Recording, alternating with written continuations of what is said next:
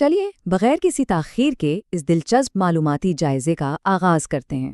آج ہم ان انتہائی اہم اور بنیادی سنگ میلوں پر بات کریں گے جنہوں نے مدینہ ہجرت کے فوراً بعد ابتدائی اسلامی معاشرے کی بنیاد رکھی۔ ایک لمبے اور تھکا دینے والے سفر کے بعد مہاجرین کا مدینہ پہنچنا کوئی معمولی بات نہیں تھی، بلکہ یہ ایک بالکل نئی ریاست اور ایک منفرد تہذیب کی شروعات تھی۔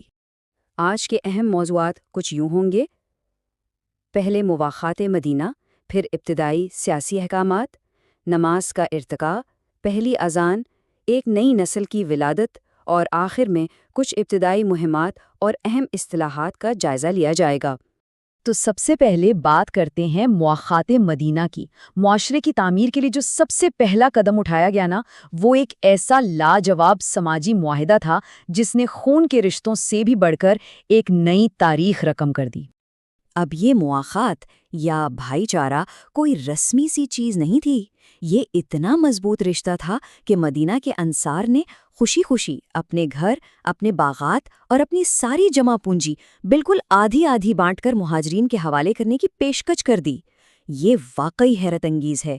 یہ ایثار کی وہ چوٹی ہے جس کی مثال تاریخ میں کہیں اور ملنا ناممکن سا لگتا ہے۔ لیکن کہانی کا دوسرا پہلو بھی کمال کا ہے۔ ایک طرف انصار کی یہ بے پناہ سخاوت تھی تو دوسری طرف مہاجرین کی غیرت اور کمال کی خودداری۔ وہ کسی پر بوجھ نہیں بننا چاہتے تھے، بالکل ویسے ہے جیسے حضرت عبد الرحمن بن عوف رضی اللہ تعالیٰ عنہ کا وہ مشہور اور زبردست قول ہے کہ مجھے بس بازار کا راستہ دکھا دیں اور ایک رسی اور کلہاڑی دے دیں۔ یعنی دونوں اطراف کا یہ شاندار توازن ایک مضبوط معاشرے کی بنیاد بن گیا۔ آگے بڑھتے ہیں ہمارے دوسرے حصے کی طرف، یعنی ابتدائی سیاسی احکامات۔ اب ہم دیکھیں گے کہ کیسے ایک ظلم زدہ گروہ باقاعدہ ایک خود مختار سیاسی اکائی میں بدل گیا۔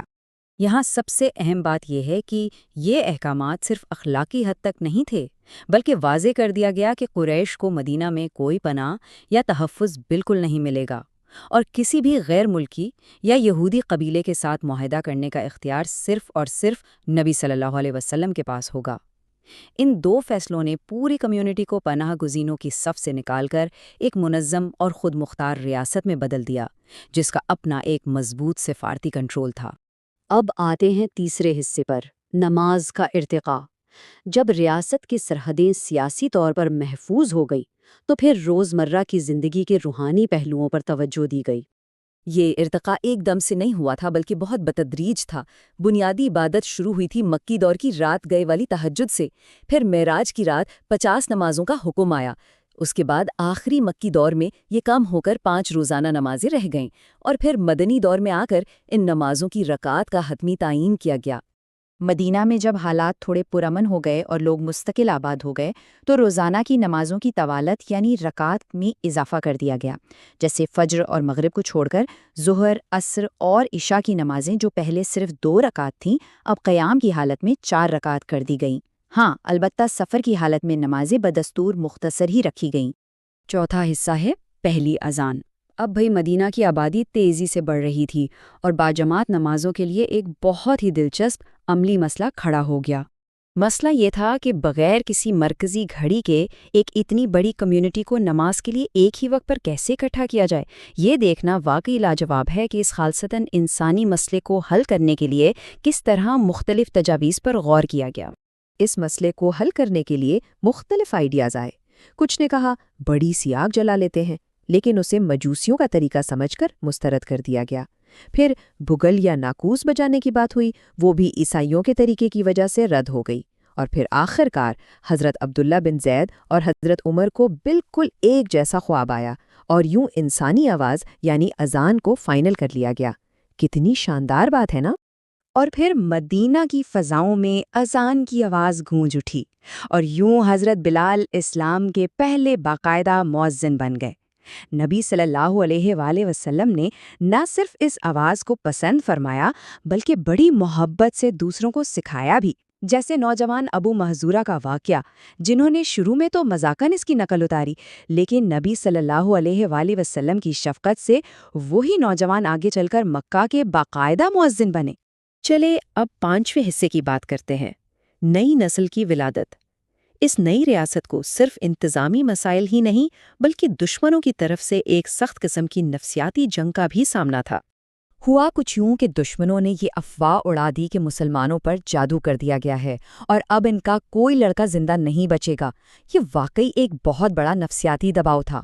مہینوں تک مدینہ میں کوئی مسلمان بچہ پیدا نہیں ہوا تھا۔ تو ایسے ماحول میں حضرت اسما کے ہاں عبداللہ بن زبیر کی پیدائش کوئی عام سی خبر نہیں تھی، بلکہ یہ ایک زبردست اور مورال بڑھا دینے والی فتح تھی۔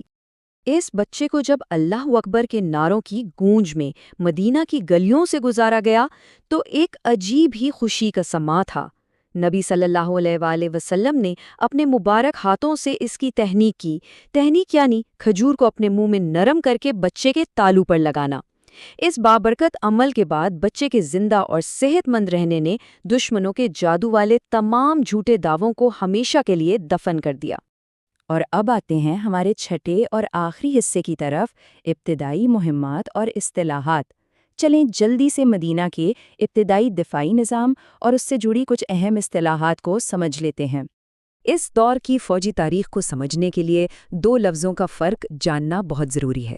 ایک ہے غزوہ، یعنی وہ مہم جس میں نبی صلی اللہ علیہ وسلم خود قیادت کے لیے موجود تھے، اور دوسرا ہے سریہ، جس میں آپ صلی اللہ علیہ وسلم نے اپنی جگہ کسی اور کو کمانڈر مقرر کر کے بھیجا۔